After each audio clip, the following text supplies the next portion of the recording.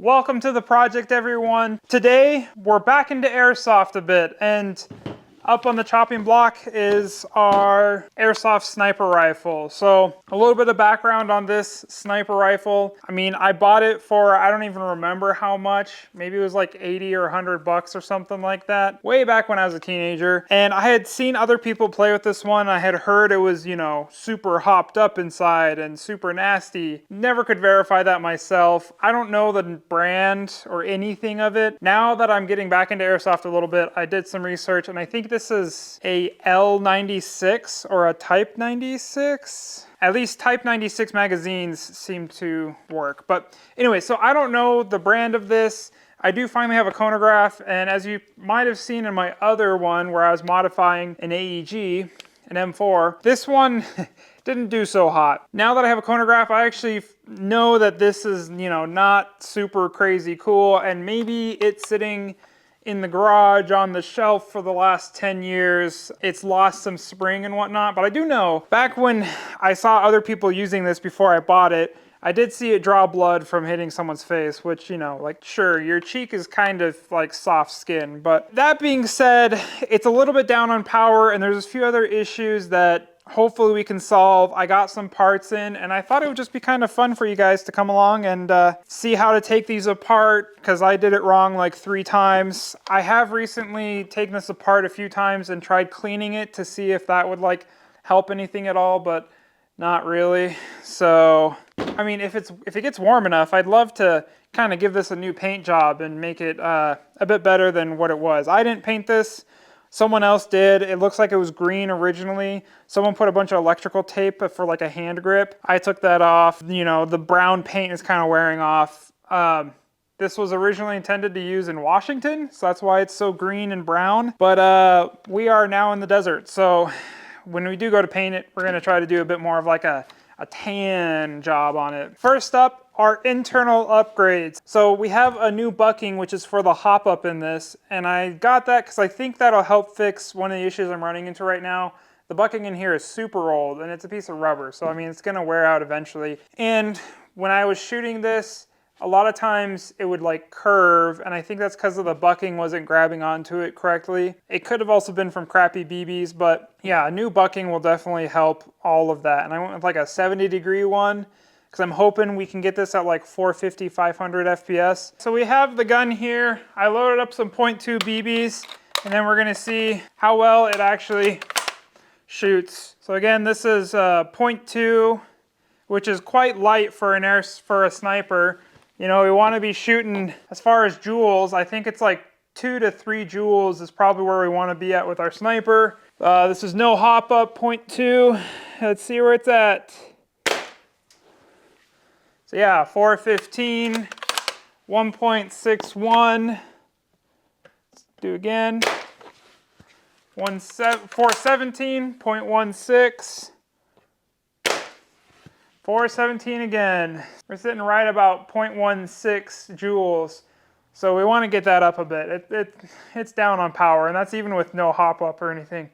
And I want to be shooting heavier BBs as well to get, you know, a lot of accuracy. Yeah, that's how it's performing right now, and I guess we'll see how well we can make it go. We're going to do some internal upgrades, so that way we'll tear it apart, upgrade the internals a little bit, and then we can put it back together and start talking about some of the external upgrades. So as far as internal, I got new bucking. So the bucking in here is super old and is probably wore out, and with trying to get to shoot a bit higher FPS with heavier BBs, I needed new bucking as well. And also, when shooting this, it was probably from low quality BBs, but I also think the bucking in here is causing it to do like curve a little bit, to put a weird spin on it. So new bucking, 70 degrees. And then I also got this really cheap upgrade kit. We'll see how well it does. I mean, it's metal, it should have a stronger spring.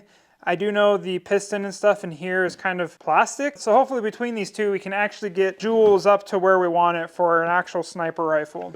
So let's start tearing this down. So these things are actually pretty simple to tear apart. The whole handle can stay together, and it's just 2 Allen wrenches, like Allen head bolts right in here. And then the whole barrel and everything should pull out. So let me see if I can find a Allen key that works.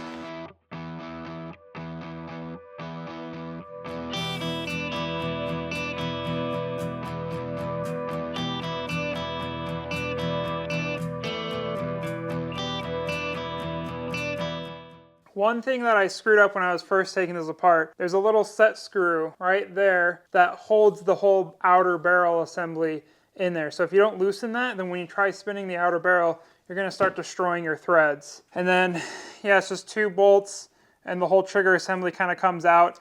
This right here is like holding the spring right now. So yeah, we're going to undo the set screw, screw that off, pull off the trigger, and we'll be into the guts of it.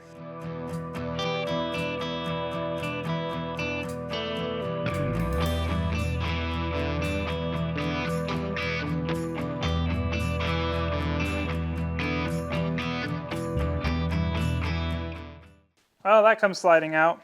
So now we have the most important parts out. So we've got our inner barrel here, and right in here, once we undo the barrel, that is where our bucking lives, right down in there. So we need to pull that apart to get our bucking out, and then in here is where our piston, you can see plastic right there, and our spring, and then our spring guide.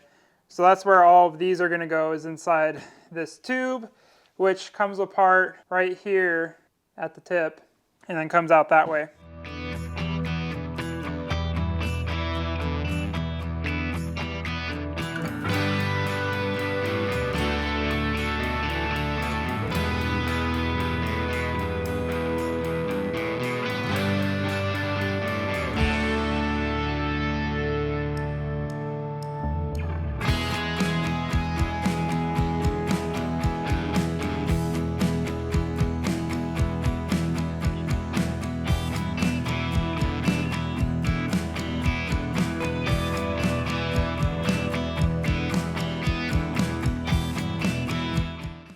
Next, we have external upgrades to do on this. Let me go grab them really quick.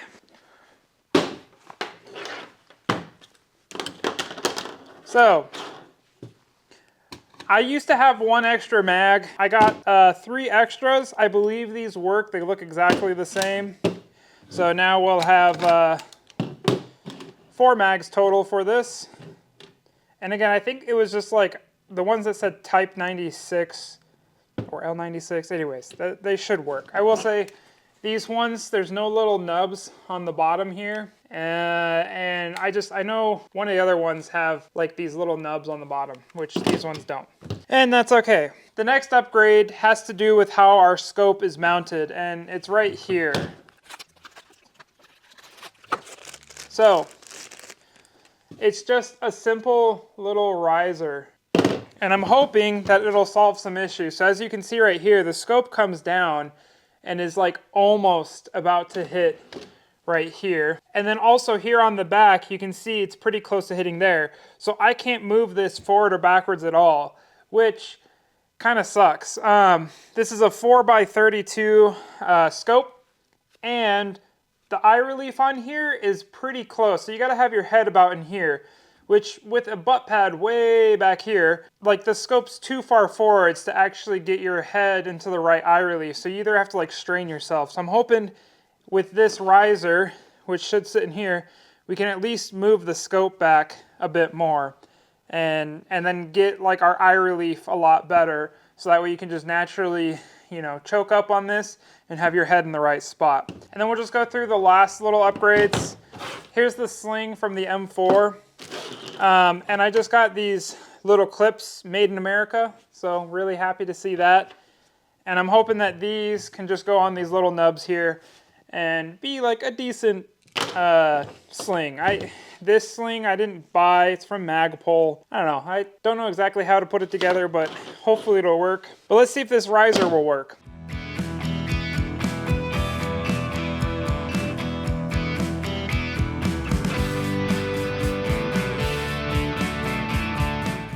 Alright, so after playing around with it a bit, I put the riser like 1 notch up from the very back, and that allowed me to put the scope where I have these rings mounted to be right smack in the middle, and that gives me like, you know, I can be all the way back here and be at the edge of the eye relief, and I can choke it up quite a bit and still kind of be at least visible in there, but then you're sitting right in the sweet spot if you shoulder it and up to it. Shoulder it. Now, last thing, let's get this sling on. I'm going to do it on this side.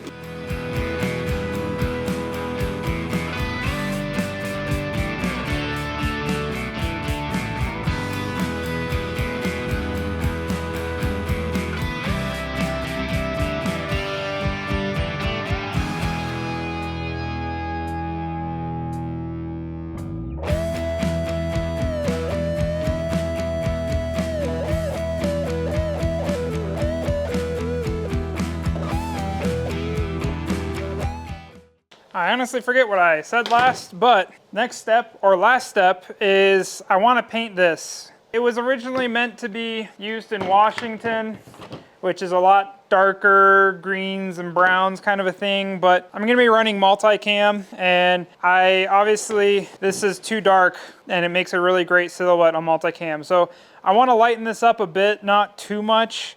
So if I'm wearing darker clothes, it does the opposite effect, but I wanna lighten this up and maybe get a bit more like texture to it. I got some like super cheap laundry bags kind of a thing to maybe give us some cool texture. I also found this bathroom floor mat that like suction cups to it, but I honestly think that diamond pattern is probably gonna give us some pretty cool pattern, so I wanna try that. The only obstacle, other than time, the only obstacle is that it's freaking cold outside. It's like 40 degrees. We went from 70 degrees to 40 degrees in like a week, and it sucks. So if it was a week ago, I wouldn't be too worried about it, but right now it's 40 degrees. Hopefully, I've warmed it up in the garage with the wood fire furnace, so the paint is kind of warming up by the furnace. I think if we just like have everything warm and then take it outside and do it, that should be pretty good, because we just have too many things in the shop to get paint on for me to actually just do it in here where it's warm. First, we need to tape off things that we need to not get paint on,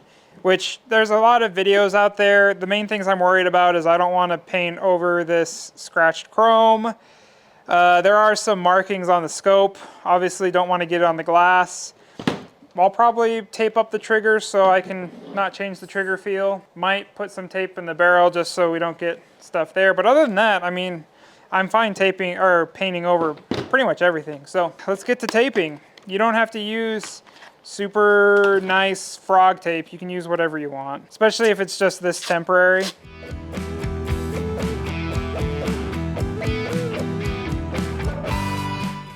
Well, that's just something I noticed about my scope. This sunshade I can pull off and then just have a scope like that, but the sunshade makes it look cooler. So the only thing is do I want to get paint on the threads? I guess not. So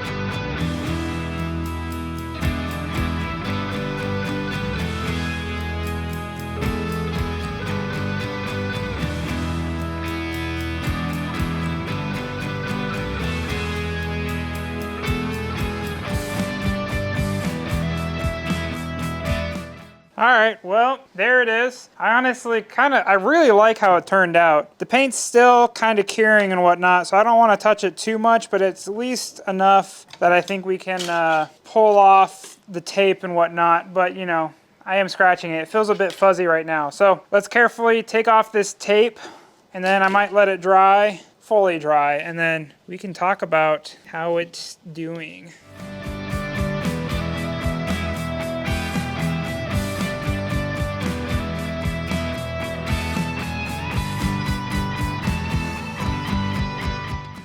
Okay, so this may look odd, but last night I forgot to spray paint, or at least try spray painting the sling on it, which, you know, it turned out okay. It soaked in a lot of the paint. It turned out okay, but because it soaked in so much paint and now that it's dry, it's not nearly as flexible and doesn't feel that good. So I'm gonna try to find like a tight radius and then sit here and just kind of work the sling back and forth to kind of break up any paint in there and get it back to feeling like, you know, good nylon. So it may look weird, but it is intentional, I promise.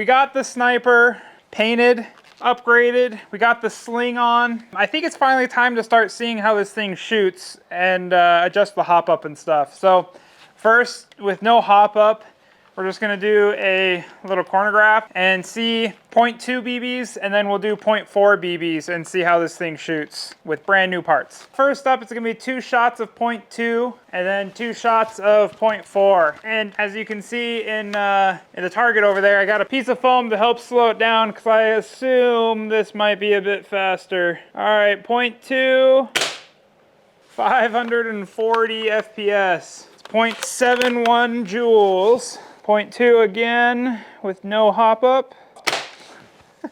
All right, 541, 2.7 joules. Let's do 0.4 grams. 413, 3.1 joules. There we go. So 3.27 joules.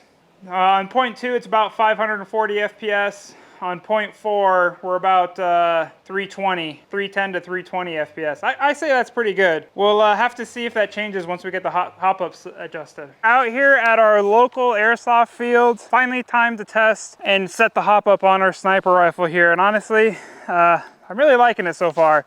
Tried to do this in my yard, but yeah, not nearly far enough. So we have a crook out there in the tree, and it's about 60 yards or like 200 feet. Hopefully that should be a little bit better for actually setting up the hop up. And the hop up on these is a little Allen wrench down in here. So I've got 10 rounds. I'm gonna set up and just perch off this tree and see if we can't hit our target way down there. So let me get set up and see if I can get you a good camera angle. Let's see if this camera angle works. Give me back my bells. Ooh, curve to the right a little bit. Telling you, stand down. Ooh, all right, maybe the hop-up's kind of perfect right now. Ooh, right to the right of him.